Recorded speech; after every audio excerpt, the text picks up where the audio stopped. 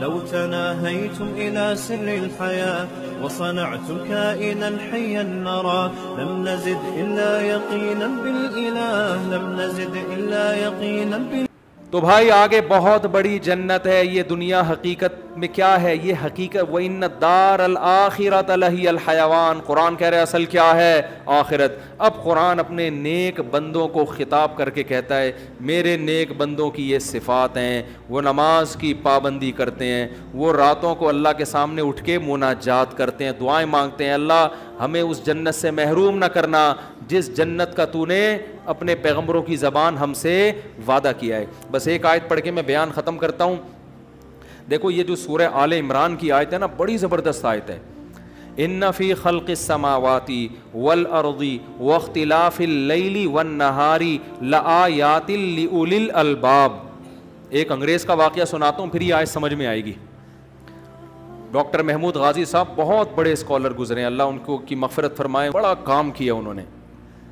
میرا خیال ہے بنوریا سے فارغ تھے, پھر اسلام آباد یونیورسٹی سے انہوں نے آگے مزید ایجوکیشن حاصل کی. بہت بڑے محقق تھے, ریسرچ بہت تھی ان کی بہت ساری چیزوں میں. تو باہر سفر بھی بہت ہوئے تھے. انہوں نے واقعہ بتایا کہ ایک انگریز نے اسلام پڑھانا بہت اسٹڈی کی تو اس کے دل میں اسلام پیدا آنا شروع ہو گیا. آپ کو پتہ ہے یورپ میں ہر سال 20-30 ہزار کی یہ آفیشیل رپورٹ ہے کہ لوگ مسلمان ہو رہے ہیں. حقیقت میں کتنے ہو رہے ہیں یہ نہیں پتہ. انگریز خود اس نظام سے بیزار ہے جس نے ماں بہن بیٹی اور رشتوں کا فرق کیا کر دیا, ختم. انسان کو مادہ پرست بنا دیا ہے. جس انگریز کو آپ پوچھ رہے ہو نا جا کے, وہ خود اس نظام سے تنگ آ چکا ہے کہ یار ہم کیوں پیدا ہوئے ہیں, ہمیں کیوں, ہمارا ہدف کیا ہے زندگی کا, اور آپ اس کے پیچھے بھاگ رہے ہو. تو اس انگریز کا لکھا انہوں نے, اس نے اسلام کو پڑھا, مطالعہ کیا تو اس کے دل میں اسلام آنا شروع ہو گیا. تو اس انگریز نے اپنا واقعہ لکھا ہے کہ میرے سامنے ایک دن قرآن رکھا ہوا تھا اور میں نے خدا سے دعا مانگی کہ اے اللہ اگر یہ اسلام واقعی برحق مذہب ہے تو مجھے کوئی ایسا کوئی نشانی بڑی دکھا دے جو بالکل جیسے معجزہ ہوتا ہے نا, جیسے قوم سمود نے کہا تھا نا کہ اے صالح ہم آپ پر ایمان اس وقت لے کر آئیں گے جب آپ کوئی معجزہ دکھا دیں, بہت ہی کوئی عجیب سی چیز دکھا دیں. تو انہوں نے کہا کیا؟ انہوں نے کہا اس پہاڑ سے اونٹنی نکال دیں. اب یہ تو عجیب سی بات ہو گئی نا, پہاڑ اور اونٹنی کا کوئی جوڑ ہے آپس میں؟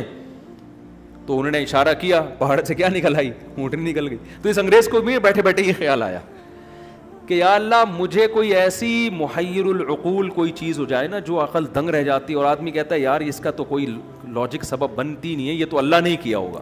تو کہہ رہے میں نے دعا مانگی کہ اے خدا اگر اسلام تیری نظر میں برحق ہے, خدا کا تو اللہ کا تو دعویٰ ہے نا قرآن میں, 2 جگہ اللہ نے کہا وَمَن يَبْتَغِ غَيْرَ الْإِسْلَامِ دِينًا فَلَن يُقْبَلَ مِنْهُ, کہ اسلام کے علاوہ کسی دین کو فالو کرو گے قطعاً نہیں مانوں گا, کچھ بھی کر لو.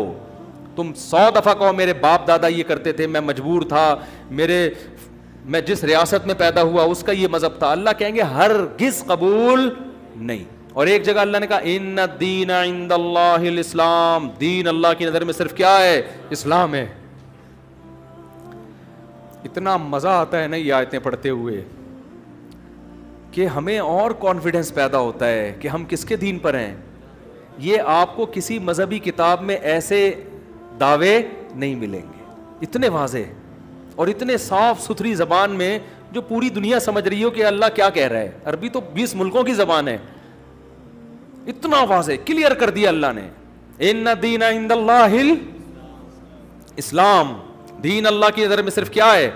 اور یہ کہتے ہوئے اسلام کی عظمت بھی آتی, اتنے پیارے دین کو اللہ کہہ رہے ہیں میرا ہے, کیونکہ اسلام میں جو حسن ہے اسلام کے علاوہ کہیں ہے ہی نہیں. عبادات کو دیکھ لو, وراثت کو دیکھ لو, نکاح طلاق کے حکام کو دیکھ لو, رشتہ داری کے حکام کو دیکھ لو, اخلاقیات کو دیکھ لو, کاروباری معاملات کو, ایک ایک چیز میں جو گائیڈنس ملے گی وہ اسلام کے علاوہ کسی اور کے پاس اتنی خوبصورت گائیڈنس نہیں ہے. تو 2 جگہ اللہ نے کہا. اب وہ گورا کہتا ہے کہ اے اللہ اگر تیرے نظر میں واقعی اسلام ہی ہے تو مجھے کوئی کیا دکھا دے, معجزہ دکھا دے جس سے میں تجھ پہ بھی ایمان لے آؤں کہ واقعی ایتھیس غلط کہتے ہیں, اس کائنات کو بنانے والا کون ہے؟ کیونکہ بہت سارے نظریات ہیں نا, کچھ لوگ تو خدا کو ہی نہیں مانتے, تو میں تجھ پہ بھی مان لے آؤں گا کہ تو ہے, تیری توحید پر بھی اور تیرے اس دین پر بھی, جس کو تو کہہ رہا ہے میرا ہے. قرآن میں کہہ رہا ہے میں بھی سوچ رہا تھا کہ شاید کوئی چھت پھٹے گی, کوئی فرشتہ آئے گا ہے بھائی, یا کیا ہوگا. کہہ رہے ہیں اچانک مجھے خیال آیا, میں نے قرآن کھول لیا, جیسے ہی کھولا ہے جو آیت میرے سامنے آئی, ان فی خلق السماوات والارض واختلاف اللیل والنہار لآیات لأولی الالباب, بے شک آسمانوں اور زمین کے پیدا کرنے میں, دن اور رات کے عدلنے بدلنے میں, کبھی دن آ رہا ہے پھر رات, پھر دن پھر رات, لاکھوں سال ہو گئے, کیسا خوبصورت نظام ہے. لآیات, ایک نہیں ہزاروں لاکھوں نشانیاں ہیں, لِأُولِي الْأَلْبَابِ, عقل مندوں کے لیے, بے وقوفوں کے لیے ایک بھی نشانی نہیں, اور عقل مندوں اور غور و فکر کرنے والوں کے لیے لآیات, کروڑوں نشانیاں ہیں. کہتے ہیں میں نے کہا اشہد ان لا الہ الا اللہ, کہہ رہے یہ خدا نے مجھے دکھائی ہے کہ تو ایک نشانی مانگتا ہے, اس کائنات میں غور کرے گا کروڑوں نشانیاں نظر آئیں گی جو تجھے پکار پکار کے کہہ رہی ہیں یہ کائنات خود بنی نہیں ہے, کسی نے اس کو بنایا ہے, بنانے والے نے آگے پھر اس آیت میں اللہ نے سارے سوالات, اس رکوع میں سارے سوالات کے جواب دیے.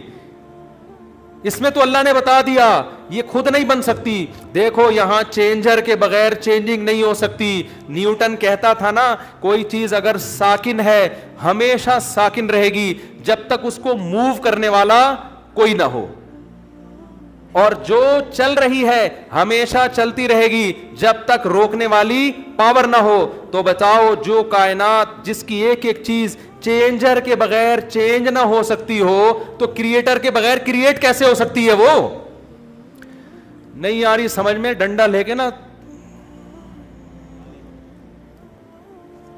کچھ بھی نہیں ہے, خالی ہاتھ ہے, بس دعوے ہیں ہمارے.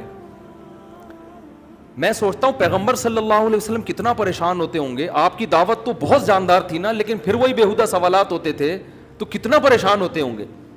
چینجر کے بغیر چینج نہیں آ سکتا, اس میں ایک کنڈیشن کے بغیر دوسری کنڈیشن میں نہیں جا سکتی یہ کائنات, تو پیدا کیسے خود بخود ہو گئی؟ یہ کیسے ہو سکتا ہے بھائی؟ لوگ سوال کرتے ہیں وہ بوسیدہ سوال پرانا کہ پھر خدا کو کس نے بنایا؟ بھائی خدا کو ہم نے دیکھا نہیں ہے, ہم نے اس کائنات کو دیکھا ہے, یہ کائنات چینجر کے بغیر چینج نہیں ہو سکتی. آپ کا اپنا باپ نیوٹن کہتا تھا, یہ صحیح ہے نا, ہم تھوڑی مولوی تھوڑی کہہ رہے ہیں, اس نے مشاہدہ کیا, ہم نے مشاہدہ کیا, تو کریٹر کے بغیر کریٹ بھی نہیں ہو سکتی. خدا تو کریٹر ہے, اس کے بارے میں تھوڑی ہم کہہ سکتے ہیں کہ چینجر کے بغیر چینج نہیں ہو سکتا, تو کریٹر کے بغیر کریٹ کیسے ہو گیا؟ وہ تو عقل سے بالا تر ہے. آپ اس کائنات کو ہمیشہ سے مان رہے ہو, یہ حماقت کر رہے ہو. خدا کو ہمیشہ سے ماننے کو آپ بے وقوفی سمجھ رہے ہو.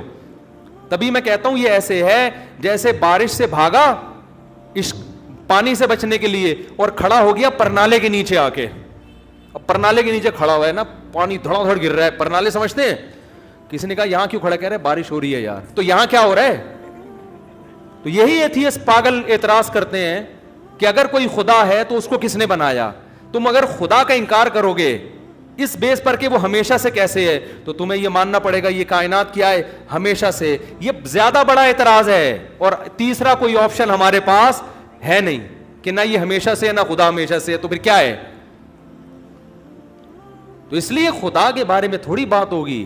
جب کوئی کام ہوا ہے اس دنیا میں تو کوئی کرنے والا, کوئی ایسی ذات ابتدا میں ہے جو کچھ کرنے میں کسی سبب کی محتاج نہیں ہے, اس کے پاس کلمہ کن کی طاقت ہے, پہلی دفعہ اس نے بنا دیا. اور یہ جو بگ بینگ تھیوری ہے, ایک سیکنڈ میں اتنا بڑا دھماکہ ہوا, اور اس کے بارے میں ماہرین آپ پڑھو, یہ ہمارے جامعۃ الرشید میں مفتی حسین خلیل خیل صاحب اللہ جزائے خیر دے, بڑا خاندانی کام کیا ایتھیزم کے خلاف. انہوں نے بگ بینگ تھیوری کو پورا پڑھ کے نا پورا ڈیفائن کیا ہے. یہ جو سائنسدان کہتے ہیں نا دھماکہ ہوا, یہ کروڑویں حصے میں بھی یہ جو کچھ بھی ہوا ہے نا, یہ اگر کروڑواں حصہ بھی اس کا ڈس بیلنس ہو جاتا تو یہ کچھ وجود میں نہیں آتا. سمجھ میں آ رہی ہے بات؟ نہیں آئی سمجھ میں؟ ہوا و حرص والا دل بدل دے,